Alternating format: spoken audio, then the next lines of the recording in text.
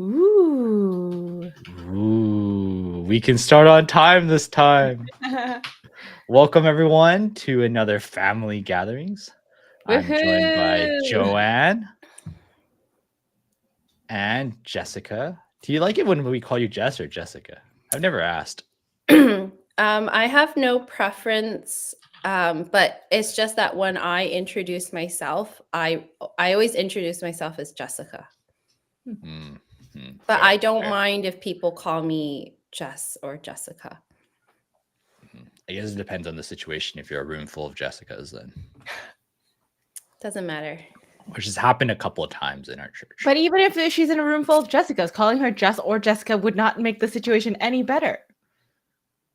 I guess we'll just seek into the context and the tone of the voice or whoever is speaking. I don't know. Interesting. We're gonna have to keep debating this all night. But I am delaying and stalling because for the first time, for the first family gatherings, we have a new producer. Yay! So Heidi is in the background pushing all the buttons and muting and unmuting us. And you're gonna see some super upgrades because Sam's no longer typing while on stream anymore. Some with new all my things typos. up our sleeves. Some news ties up our sleeves. That was the latest one. But to start things off tonight, we are now, well, we're technically 9 days officially from summer, but it's very summer-esque here in Vancouver. So I thought as an icebreaker, I wanted you guys to share with us your favorite summer activity. And it can be whatever it is. And I think you guys need to be specific, whether if it's a place, don't hide it, tell people how to get there, if whatever. Joanne's like thinking about this now. I gave you a solid 10 hours in advance. So favorite summer activity. Jess, please answer first. Mine is it doesn't have to be necessarily the first watermelon that I get of the year, but it's like the first really good one. And it's that really satisfying part where when you cut it and then you like put in half in that noise and then you unveil like, oh, this is a good one. And so it's what I really like to do. And I have like a lot of different kind of memories associated with just like eating the watermelon or cutting it is like cutting it, but also cutting out the flesh into like cubes into a certain way and then packaging it. And then I really like to then put some on a plate where it's like maybe one layer, maximum maybe a layer on top, and then put it in the freezer. Cause then later, then I eat it as like an icy treat. Yeah. So I really like that for summer. So to be clear, you like the preparation of the watermelon. Well, or I think like I just take great pride in like, ooh, this one's a good one. and then I like eating it. Yeah. Okay. So if we send you our watermelons, you will cut it up into nice little cubes. No. I do it for myself.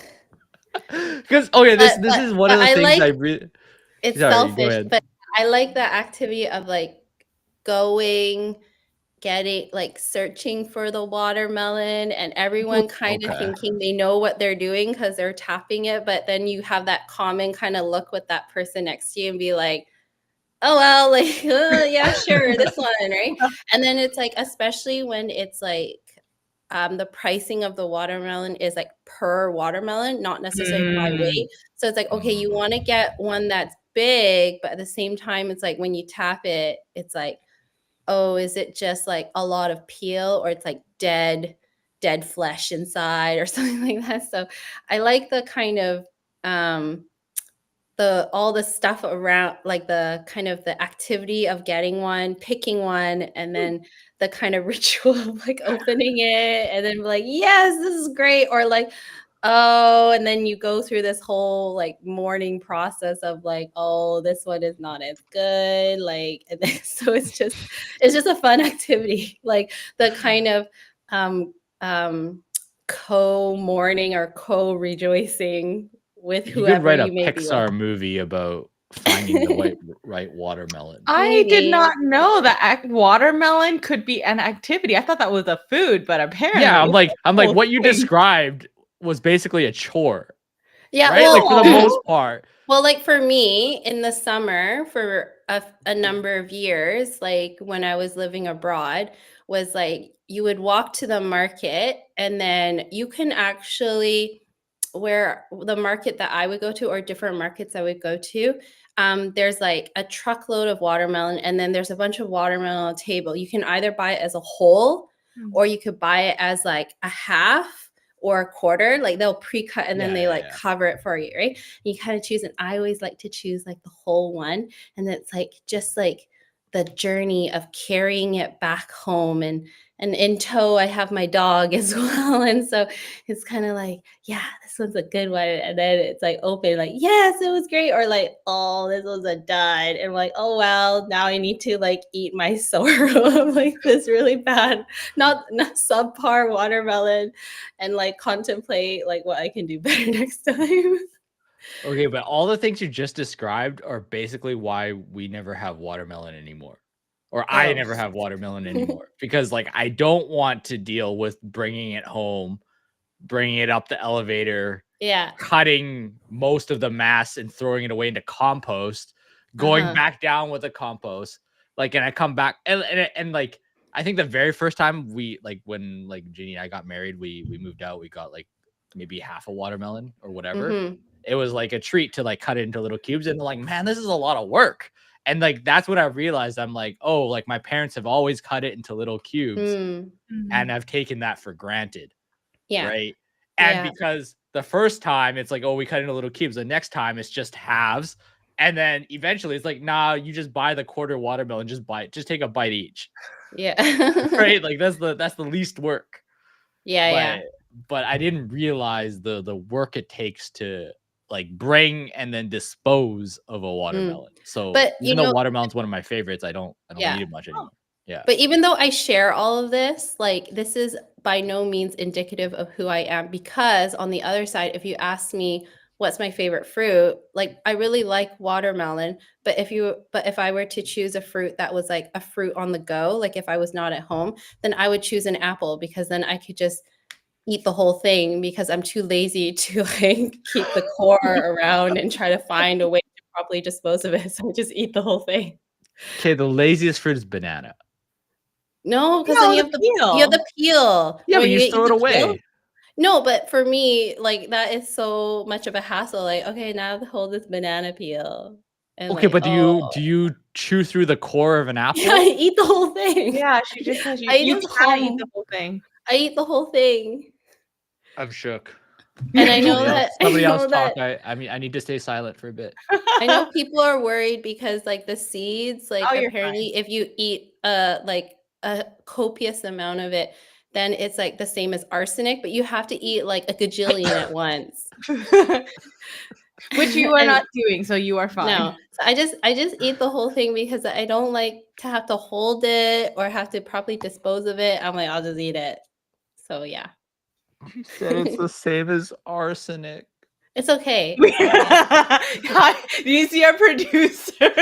No, I also don't. I can't be bothered to like wash fruit too. So is this our producer's way of telling us to move on? from Sorry, things? I've divulged so much. Maybe now it is Joanne's turn. Like favorite summer activity. I think I learned a lot between both of your different attitudes to fruit and watermelon, and that was enlightening. Yep. So what's your summer activity? You like arsenic? No, I can't think of a specific thing that I only do in the summer. Or your favorite thing to do in the summer? Well, lately maybe it's more enjoyable in the summer. I don't know. There's certain things that like you only make in the like cold noodles. I guess that's nice in the summertime and really refreshing. But I guess lately I've been doing a lot of hiking and I've really enjoyed that. And that feels like a summer activity. It is my plan to hike Panorama Ridge later. Oh, wow. So it's Later, like after this, or no, no, like August, like when in a month or 2 months time. But yeah, I so see. yep, that's later. Mm. Later is relative. We'll go with hiking. Yeah, and watermelon. And watermelon, and those aren't mutually exclusive. You can Mm-mm. have both at the same time. You can carry the watermelon through the hike. Mm-mm. But one of the things that it's an annual tradition for Evelyn, who's obviously not here today, but it's kind of an annual tradition even for LSC. We're 2 years deep with teams. Is we just sent off the Panama short-term mission team. Not last night. I wrote last night in the notes, but on Monday night. And they're going to be there for 2 weeks running a teens camp. So, it's interesting because both of you have been on mission trips before. So as people who have been through that experience, can you maybe describe how you think the four of them, so the four of them, for those that don't know, are Evelyn, Rachel again, purposely not using last names, and Brian, and there they are in the middle in the photo there. But how do you think they're feeling right now? Like as far as I know, they've landed for a day now, but kind of going through that process when you're just like lifting off, you're going to where you're going to, like, how would you describe what's going on in their mind right now? Just so people can paint a picture for those that haven't been on one. Well, it's Rachel and Brian. Rachel's his first time, and Brian is his first time going to Panama, or on any missions trip. So I would guess that for the two of them, it's a lot of like, whoa, like that sort of feeling. That I remember feeling like that going on my first trip to Ghana and just trying to take everything in, but at the same time feeling a little bit like, whoa, like just not even having words for it all. And I think Rachel had mentioned that it's her first time traveling without her family. So, and Brian said that he gets homesick easily. So I wonder, how if the two of them, I mean, it's only a day less, but maybe I wonder if they are already feeling like they miss Canada, or the excitement of it all might be covering all that for the moment. Yeah. What do you think, Jess? I think maybe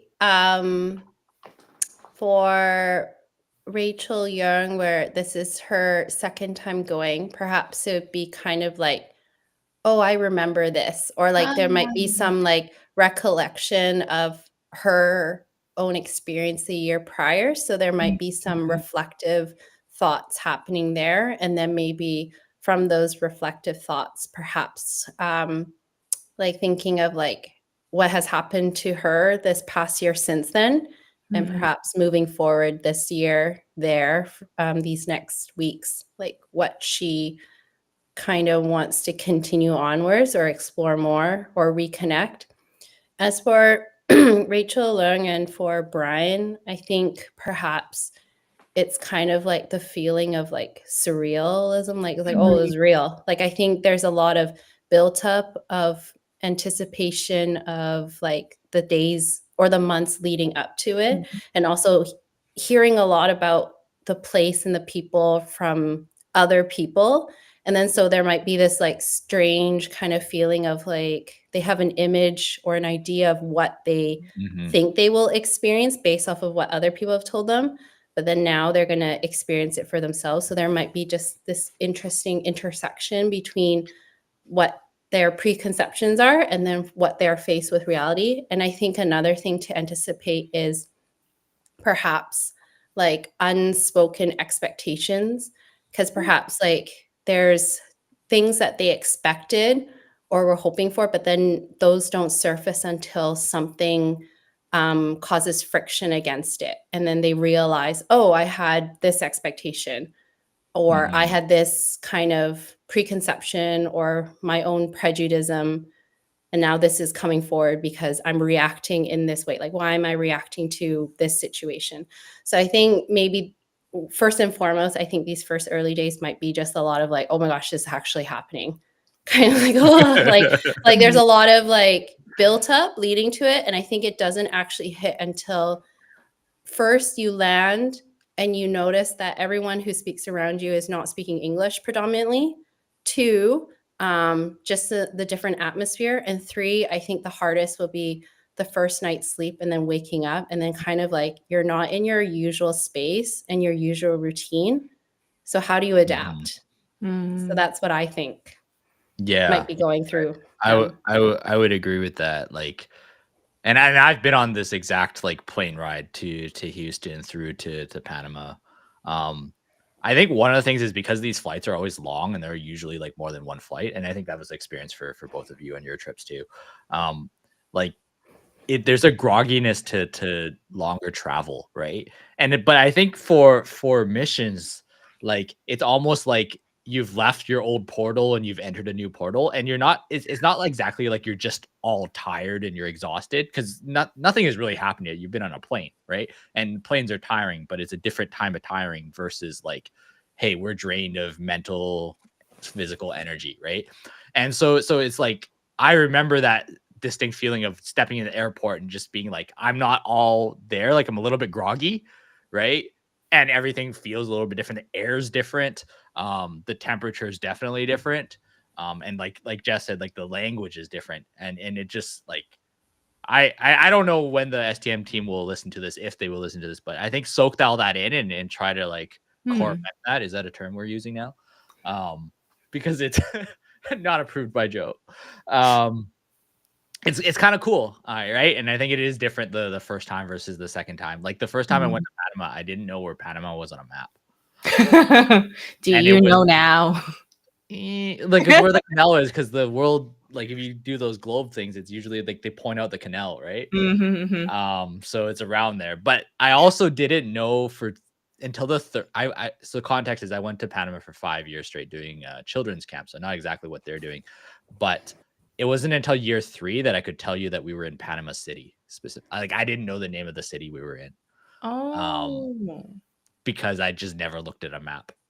Yeah. But anyway, that being said, I guess that ties into my next question for you guys is, can you share a memorable experience that you've had while on your own trips?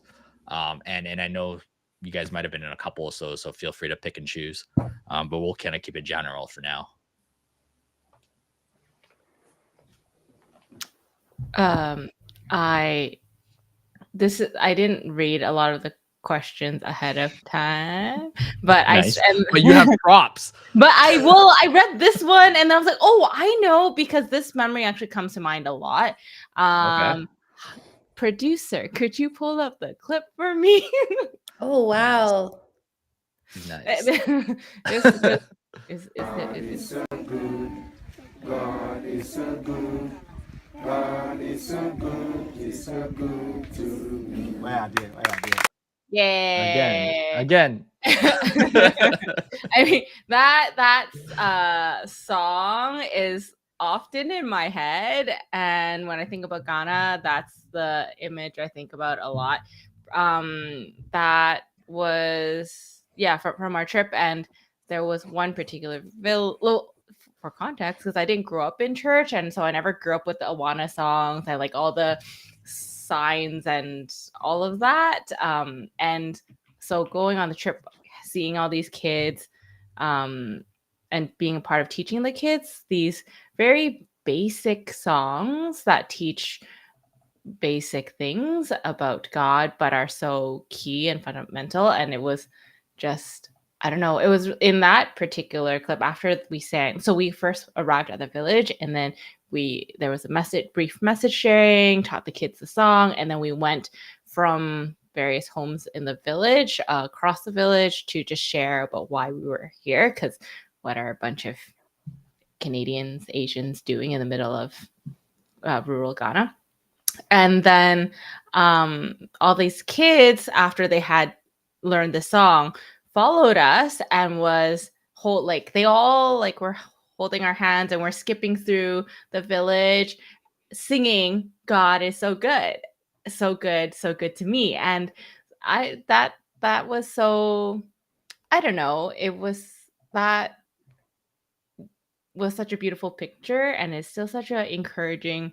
I still think, like, I don't know any of those kids' names, but I think about them from time to time of like, I wonder if they still remember that song, if that might encourage them in a moment of when they're not feeling great, or when they remember those random Canadians that showed up one day that, hey, God is so good and he's so good to me. Like, I don't know, that'd be my hope, but who knows?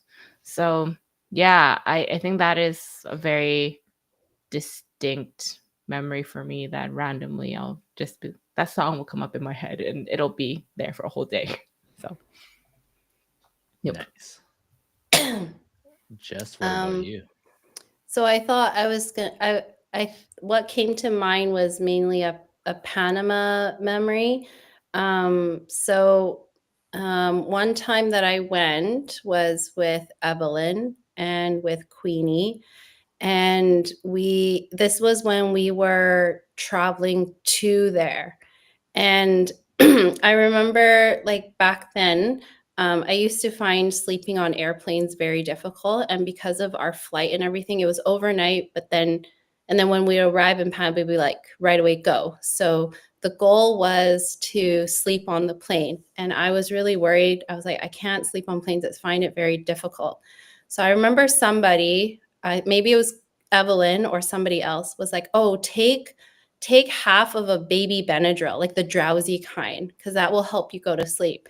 I'm like, okay. And then so we got on the plane and I took half the baby Benadryl, but the first flight was a short one, or there was something that happened and then it didn't start kicking in until we had to transit between flights. Oh. So I was so I didn't sleep on the first flight, but then the transiting in between, where we had to rush from one airplane to another, I was very drowsy. And so I remember Evelyn and Queenie really helping me, like, let's go, right? And then, and so that was a really, I think it was like a funny memory, but also just highlights like team effort kind of thing, right? And then the three of us have very different sleep patterns. So I tend to sleep more early, and they are both night owls. And our accommodations at the time was in Panama was like one room in this large bed. So we were all sharing it. And the two of them, I would try, the three of us would like do stuff at night. But then I'm just like lying on the bed and I can feel myself drifting. And I have a very distinct memory of like, I was like, I'm fading, guys. And then I could just hear Evelyn and Queen be like, it's okay. And then I just like fall asleep. And then they get a lot of stuff done at night. And then when I woke up in the morning and they're still asleep, like I would pick up from there. So it just makes me think of like we like support each other in our strengths and in our challenges, our stretches. And yeah, and I just think it's funny too. So that's a memorable, I guess, experience, and specifically for Panama. Are you sure that was a baby Benadryl? I don't remember. Someone gave it to me. I think it was either Evelyn or maybe Jess on at the time or somebody. But I remember breaking it in half and I'm like, okay, I'm going to take half of this. And I took it when we were sitting on the airplane and like about to take off, but it didn't kick in until way later. So it was unfortunate in that timing. I had a similar experience in Ghana where on our first day we landed and the car was broken, and then I was cramping real bad. So then Pastor Isaac offered me like I don't remember if it was Advil or Tylenol, one of the apparently one of them, and then I took it and did not realize it would make me drowsy, because normally pain meds don't make you drowsy, but then I like was passed out and could not wake. But like we were supposed to be spending time with the school kids there, and yeah, it was interesting. Should not take pills we don't from people, because it might knock you out apparently. Well, speaking of pills, like one year I was in Panama and I was as sick as I've ever been that I could remember.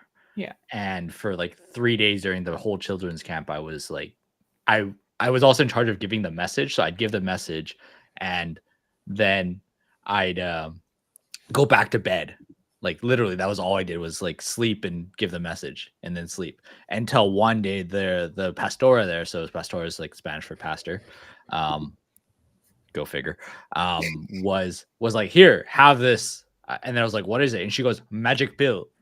And then so I ate it and I was better after that. So I found out after it was an antibiotic. And that is kind of magic pill. Yeah. Yeah, but I didn't know that. And apparently in Panama, you can get antibiotics willy-nilly. Huh. So they were just hanging out there and I just ate somebody's antibiotics. But anyway, kind of moving along, like when you're on those trips and again, reference whichever one, what is like one thing you found easy and then reversely one thing you found challenging? Easy to pray, I would say. Or even easier than here. Yeah, that's what I mean. It's because I think when you're on the missions trip, there's so much that's everything is unknown. Nothing is within control. And so it is nothing is in control now either, but it's just that here in our comfort, like here, like where it's comfortable, so we're under the illusion that we have some control. But in the on the missions trips, you're like, I am unfamiliar with everything, I know nothing, so God, please help. And there's such a I don't know, it feels easier to let go and just rely on God in prayer and everything. But I think maybe challenging coming back and trying to adjust to that reality and that kind of culture shock. I remember coming back on the way from Ghana, and we flew through the UK and going to the giant, was it Gatwick Airport or the Heathrow Airport? Maybe Heathrow. And everything was like fancy and electronic. It was just very jarring having just in the two. Yeah. So. What about you, Jess? Mine is kind of tricky because it's both easy, but it was also a challenging aspect. So for one of mine where I was based more long-term, I found it easy to gather with teammates and with fellow believers, but it was also challenging. So like it was easy because everyone was like very invested in, like, no matter like our distance, some of us like lived really close with one another, like either like just across the street or in the same complex. But there were some of us who were kind of maybe further away, but would like could still come, like not that far. But none of us had cars. So it's like either you use like public transport or like the equivalent of Uber. So there's that. But then I think the part that was challenging was that there were a few of us. Wait, no, I'll backtrack. So not that it's few of us, but then it was like there was a security aspect with it that made it challenging. And then I think the part of like few of us, I think about some of my other teammates were in other places where they were actually way more remote. So they were quite isolated. But the easy part was when there was an opportunity to meet, like the fellowshipping and the intentionality of meeting was very easy because all of us were like, we understood the importance of being able to meet together and the kind of, for lack of a better word, like the sacredness of it or something, or that, oh, this could be possibly like the last time we ever meet with one another, right? So I think, so that's where I found easy, but also challenging. So yeah. That makes sense. But it was like, there's buy-in from the group, right? So it wasn't that from that perspective, but it might be tangibly challenging. I get that. Yeah. Makes sense. Another question, and I promise we're not just trying to dig into each other's lives, but I think like a big part of the Christian journey for a lot of people is going through this kind of journey of wondering, should I go on? It could be a short-term mission trip, could be a midterm, could be a long-term, and I'll leave it to one of you guys to kind of describe the differences in those. But for yourselves, what kind of inspired you to actually like go?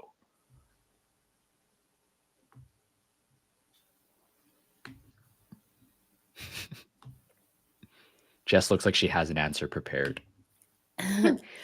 I think for me, there wasn't necessarily like a sign or like something like a big booming voice saying like you should go or something like that. I think for me, I don't know if it was necessary inspiration, but it was more of my attitude or my heart being open to like trying. Like I think there's a lot of times this feeling of like oh, you go like and then forever kind of thing, right? But I think it's okay to have that kind of idea, but also the idea of like go and see, right? Like it's I think like there's different types of trips in a sense. Like some could be more vision based, some could be creative based. So like through creative means doing outreach. There could be some that are more like tent making. So like you live there and you work your usual job, but then like through your workplace, that's how you reach out. And that's what a lot of people do in Vancouver as well, right? And so kind of for me, how I got into shorter term and then eventually longer term was like kind of just continually one step at a time moving forward. Like things kind of opened up, and then I talked to different people that kind of then it was like through them that I could feel God changing my heart in a way. So it wasn't like an instant lightning bolt moment, but rather like, a step-by-step kind of thing. Everyone has their different kind of journey or experience into going into it, but that was mine personally. It was just an openness to it, not like, okay, no kind of thing, right? And then being open, and then also being open to hearing people's stories. So yeah, if we want to use the word inspiration, like I guess it's hearing people's testimonies that inspired or invoked like further openness to then stepping out into like faith and like kind of feeling the nudge of the Holy Spirit of like, oh, this way, right? And then kind of along the way, people affirming it. So yes. Mm-hmm. Would you relate to that with your own story, Joe? I don't remember why I went. It feels like so long ago. It wasn't that long ago, but I think I can jump in here because I've actually done quite a few sharings about, and this ties into a later question, but about like being prepared to go on a trip. Like in my case, it was a short-term mission trip, but and correct me if I'm wrong, Jess, but I feel like the process might actually have more parallels when you're considering longer term as well, right? And it's this battle of you're not prepared or I'm not prepared, right? Like I don't know A, I don't know B, I don't know C. And then there's this other idea that like, if you're called to do this, and I'm trying to be very liberal with the word called because I know we use it a lot in Christian circles, and those listening might not might not really like be able to relate to like, oh, is there an actual call? Like someone picked up the phone, you can hear the iPhone ringtone, etc. Or is it less vivid than that? Or is it simply that there's no obstructions to you going? You see God paving the seas for you. But in those cases, it's like if God's called you to this, like he will bring you through this, right? Like he will equip you with the things you need to do the things that you are there to do, right? So it's this constant battle of like, well, but I don't actually know what I'm doing. And this idea like, well, God will use you in whatever way he feels is right. And I think like what I've learned through, my own experience is that when you live life, God uses all those experiences in one time or another. Because like I remember my first trip, like and like on my resume was like, I've never worked with children. We're here to lead a children's camp. Like the whole idea, we call it near culture, right? Because we're there to work with specifically Panamanian Chinese kids, and the point of the camp was to teach them English. So it's like, okay, well, using our kind of semi-broken Chinese, we can relate to the kids there and teach them English, right? Because obviously we don't speak Spanish, right? Or I don't speak Spanish. And so, but it was like, okay, but we're all hinging on this, on my ability to communicate to children through Chinese. Like, I don't know if I really paid that much attention in Chinese class, right? And what ended up happening was like, I realized that God was using a lot of my somewhat silly, somewhat immature experiences of like, whether it's like sports or video games. Like I vividly remember we helped build a basketball hoop, set it at 6 feet so I could dunk on the children there. Like I literally got flown in to dunk on children. But like that's how I built rapport with the kids. That's how we build relationships. By that's how we dunking build on memories. By dunk. They wanted to be dunked on. They lined up. Sure. I will take that to the grave. But that was kind of like experiences that were from not even necessarily like my life serving, but just my life, right? And God's able to use those kind of things. So like I want to kind of jump into kind of heavy hitting, is because like, you know, the team's going to come back, they're going to share their testimonies. We're going to hear about how God's used them. And then at the end of it, Evelyn, undoubtedly, not to put the pressure on her, will go, who wants to join me next year? Right. And beyond that, I know, just looking at our schedule ahead, we have, I think it's CIM coming. I think Pastor Isaac's coming with some missionaries from Ghana. With Janice. Well, I guess you know Janice. I don't know Janice. But yes, Janice is coming. Yay. But we're going to have different opportunities. And I think as a church, like that's what we can do, is we can create opportunities for people to kind of really think about, I wouldn't even think of it as just sharing the gospel. I think that's a very important part of it, but I think it's seeing God in a different way. Seeing yourself used for God in a different way. Right. And not to say sharing the gospel is secondary, but I think one of the things I learned was like, if I go in with this mindset of like, I'm a soldier with a job and come in kind of like talking over people, that doesn't always come as much as like, hey, I'm here to listen, but I also have good news for you. Right. I don't know if I'm differentiating the two things well enough. But for those that, you know, have this kind of thought or inkling in their mind, what advice would you give in either discerning for them, or even, you know, what's the right timing? It's a heavy loaded question.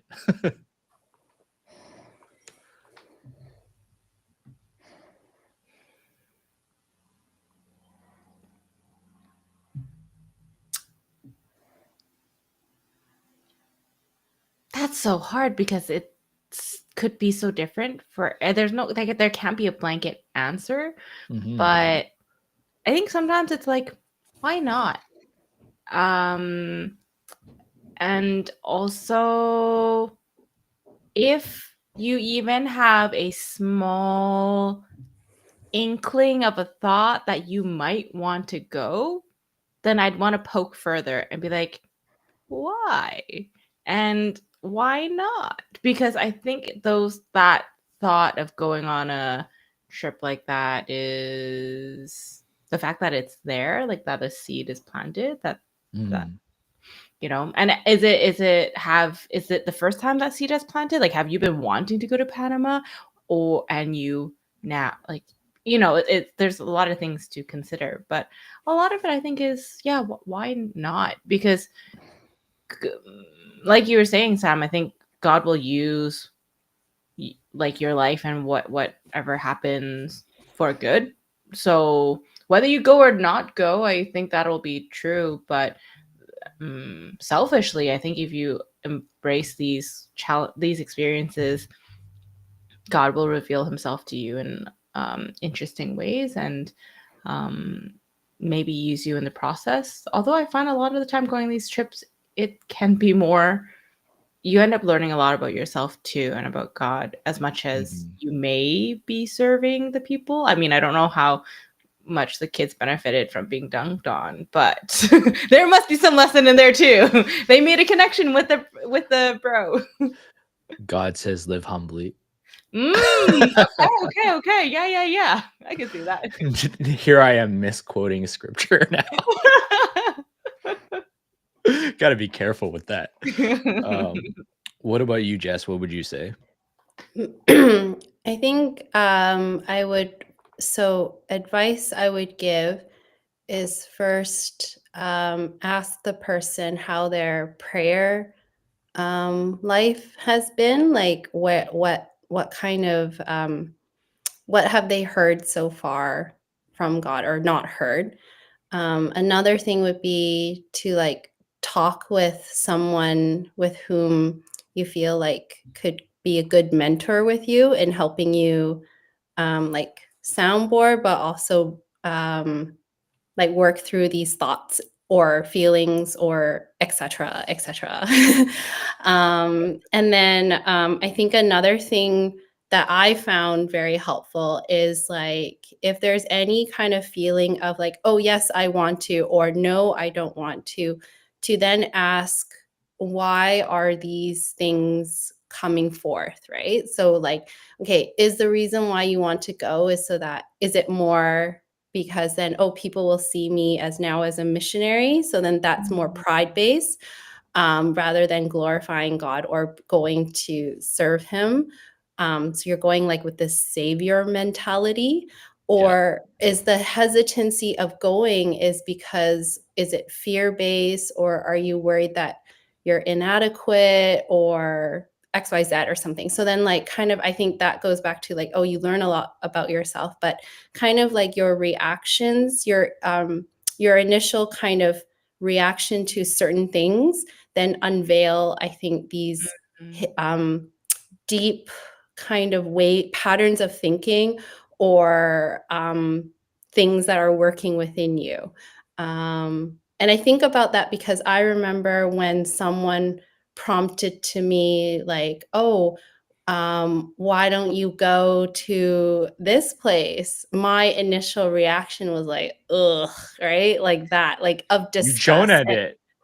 Yeah. So, and I remember it, like, as I reflected upon that, I was like, wow, this is like really like my own prejudice to these groups of people where I grew up with this kind of concept of like, ugh, right? Like, you know, so I held a lot of these kind of like not love or anything like that. So yeah, that's what I think of. Did like you end up going there? Yeah, I did for 5 years. She got Jonah. Yes, that's exactly what happened. That's where like that's where through my encounter with like different people that I spoke to along the way, it went from like ugh to like and so that's where I could really see that God like changed my heart in that way. But yeah, so that's why I think of that, right? Like kind of to take a look and reflect upon like what are your like instant reaction to said place or to do a certain thing. Okay, well, where does this come from, right? And like where, like, yeah, what kind of makes that transpire? So yes, so that would be, I guess, my advice would be to ask them about what's their prayer life right now. Second is to suggest like talking to someone that they consider as a mentor to help them kind of go through all of this. And then lastly, to reflect internally as to like their reaction to whatever opportunity. How does that reflect your current kind of stance on things or way you think of things? That was really good. Yeah, Thank you. practical steps there. I was like, Yeah. the teacher is like, Yeah, just you noticed that at the end I reviewed it again. yeah, you just we just need the point form slides now, and we're good. Yeah. And it was in And my you chart did it in 3 paper, steps too. color coordinated, and then be like, 4 okay, steps check to for salvation, check 3 steps for to missions, understanding. Okay, go now. Et cetera, et cetera, et cetera. et cetera, et cetera, et cetera. All right. I feel like I need to bring you guys back, and we can kind of dive deeper into like the short term versus long term. Like, I think that's a different topic on its own. But maybe we save that for missions month, which for at LLC is October. Yeah, I got the month right. But in the meantime, I do want to go through some announcements for us. Let me see here. First one up is our next prayer meeting is going to be next Wednesday at this time. I believe it's this time. So make sure to check our WhatsApp for details. I think it's at 8. It's at 8. All right. That was misinformation from me to Heidi, so this is not on Heidi. So somehow okay. I'm not doing the okay. graphics anymore, but I still typo the graphics. So to be very clear, it's at 8. 8 to 8:30. So please join us if you can. And we're gonna pray. And so if you want to figure out where your prayer life is at, one way to decipher that is to pray. Okay, we're back on track. And now going to the reverse of prayer, and it's not the reverse of prayer, but we're going to beach day. So talking about favorite summer activities. On June 21st, we're gonna have a beach day.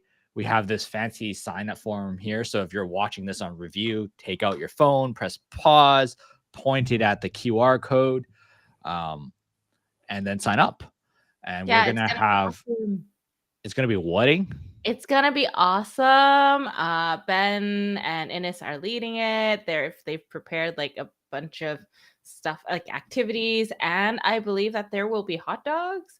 So there will be sustenance, but bring like your own water and snacks and stuff so that It's also the first day of summer solstice.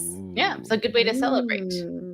Yeah, you don't have to be there the entire time from 10 to 2, but please RSVP so that we can like save appropriate spots in Jericho Beach for make the right amount of hot dogs. Yeah, that too. Also, yeah. Otherwise, poor Ben will have to eat a lot of hot dogs for the rest of the month or something. I want to play a full volleyball match. Everybody has to hold a hot dog. Sandy hot dogs don't sound like a good time. No, you can't drop the hot dog. You drop the hot dog, you lose. You lose the point. Okay. Okay. It's gonna build some bad habits. Sweet. So yeah, like hopefully we see you all there. Can I click next? It does work. We have our 41st anniversary. Oh yeah, last year was 40th. I remember now. Yeah. So we have a joint worship on July 13th. So for those that usually come at 11:15, it's going to be at 10 a.m. instead, and we're going to have a church-wide lunch after. This does mean that we're going to forego our usual first fellowship lunch of each month after service in preparation for this even bigger lunch. So just heads up for everybody there. We're celebrating 41, another milestone. Yeah. Oh, for the lunch, you have to buy tickets so that yes. And if you buy it this week, it's cheaper. It's $10. If you buy it after that, it's gonna be 15. So buy your ticket. Wow. I know. So inflation is real in just 1 week. So I think Roy is the one to contact on Sunday to get tickets. So go hunt down Roy for tickets. Nice. Cool. And then next, we have so many announcements. Lots happening. There's a lot happening in the summer. Next, we have VBS. So with VBS, you can also register via QR code. But I have been told a couple of things. One is that early bird ends June 15th. And secondly, we're almost sold out. This is not me trying to hype up. But we're at capacity for what we expected. So if you want your children in there, do not sleep, do not wait. By the time you watch this, it might already be sold out. There's nothing I can do for you afterwards. Wow, hyping it up. Yeah. So Although yes. last year, I remember, I recall that last year VBS was also like, I don't know if it was sold out as well, but there were a lot of kids, and it sounded like it was like it was, all the families had good things to say. So I'm not surprised that this year that spots are going quick. So yeah. They also need helpers too, Yes. or leaders. Yeah, I think Ashley is the one to contact if you are interested in helping. Yes. I should really be more prepared for these things. It's okay. We are a team. Yes. And then the last one that we don't have last slide for, because youth are too cool for slides, and also Sam forgot again, is we have our youth and young adults retreat. Let me ask my producer when it is. It is on August 10th. 2/13. So to 13th. So it's going to be 1, 2, 3. Wow. 3 nights, No one's 4 gonna. days. That form's gonna be hard to type, man. No. We're gonna put that in the comments. The form to sign up. Nobody's typing this form. Like quick. No. Okay, this is gonna get screenshot and memed because, like, let's be real. I think Heidi did this on purpose on me, but please do sign up. I think we're closing up signups for that soon as well. If you have any questions, comments, feedback on how we did this announcement, please email Katie or Emily. I will not be responsible. It's for, did we talk about how it's for youth and young adults? So that's like high school through to university. So yeah, if you're young, but if you're also young but a little bit older, you're okay. If you're just old, no thank you. Yeah. All right, I'm killing these announcements. I think somebody else should take the last one because it's birthdays. Happy birthday! So to all these people. We should at least read out the people. Okay. Happy birthday to Sarah Ng, Heidi. Heidi, it's your. Oh, wait. It's Heidi's birthday on July 3rd. Oh, but are we doing for June or July? Yeah, so I get this. This is the number one piece of feedback that I get about the birthday announcements. I don't do month of June because, as you guys know, as time of recording, it's already June 11th, right? Fair. So and this is a secret because I didn't put an ad for this, but we do have a church app that has a directory of all of our members. I go in there every month and I type, hey, this is today's date. This is the date of next month before we do the episode. And I try to cover all the birthdays in between. Oh, that's nice. So it's never June and it's never July. It's always somewhere in between so that in theory, I don't miss people. That being said, we have Stanley's birthday. We have Anna's birthday. We have David's birthday. We also have a bunch of little ones' birthdays. Ryan, Isaac, Ricky. Chances are they will not be watching this. I can't remember if I put the children filter on. It doesn't really matter. But yeah, check out the brand new graphic from our fancy producer. Very cute. Good job, Heidi. And happy early birthday. Yeah, she's unhappy that I doxed her birthday though. But we want to celebrate you. That's right. We're not going to get to kind of embarrass you live on stream by next month because your birthday will be have passed. You will be not as young adult. But still young. Always younger than us. All right. So I think we're at the end now. That's right. Live look at Heidi. If you think she did a good job, please leave a comment on YouTube. I don't actually know what it does, but I want to embarrass her. And I see people say that on live stream. So I'm just a pleb that's kind of following along. But our next stream is going to be on, I cannot remember. July 9th at 7 p.m. July 9th at 7 p.m. Thank you. We are going to be back. I do not know who's going to be here, but we will be Tune here. in to find out. Heidi will probably be here. If she doesn't quit by then, don't worry, I'm giving her promotion. She's now senior producer. She Mm. did a great job. You guys are awesome. Thank you for joining us if you're watching this live. Thank you for joining us if you're watching this after. I will try and figure out how to get it on other podcast platforms later on. For now, just tune in on YouTube and subscribe. And hopefully we'll see you on Gwen says, Monday as Heidi, well. good job. Yeah. Okay, sorry, Darren. All right. Thank you, everyone, and have Good a good night. night. Thank you.